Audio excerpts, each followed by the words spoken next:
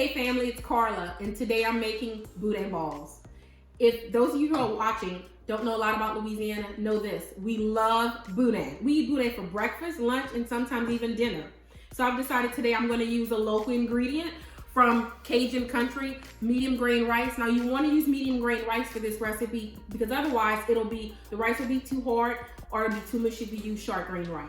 So I'm gonna mix this all up with the pork meat, calf liver, a whole bunch of seasoning spices, roll it up in flour and breadcrumbs, fry it up, and maybe even stuff a few of them with pepper jack cheese. Let's do this. All right, so first we'll start with our pork shoulder. I have a 6-pound one here. I only need half of it, so I'm gonna cut it in half. And then I'm gonna make some slices and then cut those slices into 1-inch chunks. I'm going to add 4 tablespoons of salt, along with 1 tablespoon of ground black pepper, about 2 to 3 teaspoons of cayenne pepper. You can always add more if you prefer, as well as 1 teaspoon of paprika. So the calf liver, I'll do the exact same thing. I have here a half a pound, and then I'm gonna add that to the bowl with the pork shoulder.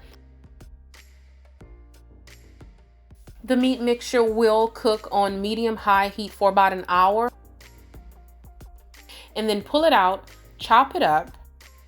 All right, now it's time for the Trinity.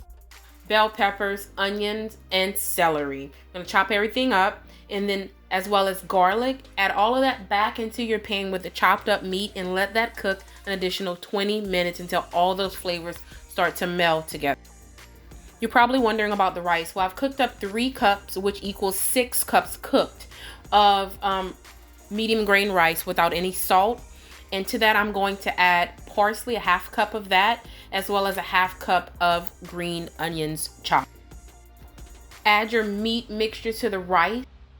And you can always use a spoon, but the spoon isn't working. I'm gonna go ahead and use my hands.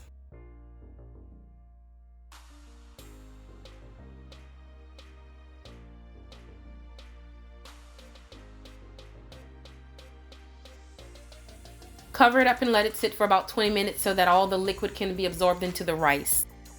So while our mixture sits, I'm going to make some remoulade sauce. It's a mayonnaise-based sauce good for dipping seafood and fried food. So I'll add 1 cup of mayo along with about 1/4 of a cup of Creole brown mustard, paprika, hot sauce, about a teaspoon of each, and then a squeeze of 1 or 2 slices of lemon. Mix it all up, and that is it. So I've been rolling these boudin balls, and I have about 2 dozen here. As you guys can see, I still have a whole lot of mix left, which means I'll probably end up with about 80 or 90 boudin balls. That's a whole bunch of boudin balls, enough to feed all your friends and family, and even to share a couple dozen with those that you love. So I'm gonna go ahead and stuff a couple of these with pepper jack cheese and then start frying them all up. All right, quick tips for making these boudin balls. If you want even, consistent balls, go ahead and use something like an ice cream scoop. I went ahead and started using this, so now I'll end up with about 50 instead of 80 smaller ones. Wet hand, dry hand. You don't want to mix the wet and the dry because it gets really tacky and sticky. So I'm using this hand for the wet boudin balls that are rolled in eggs, and I dunk them in flour real quick. And then the final thing is to take these same boudin balls, bring them back in the egg mixture,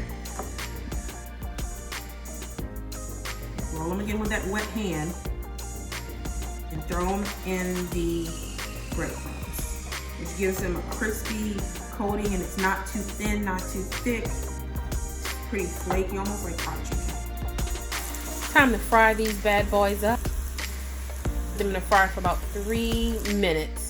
Or you can put them in an oven for 20 minutes on 350. Look at them.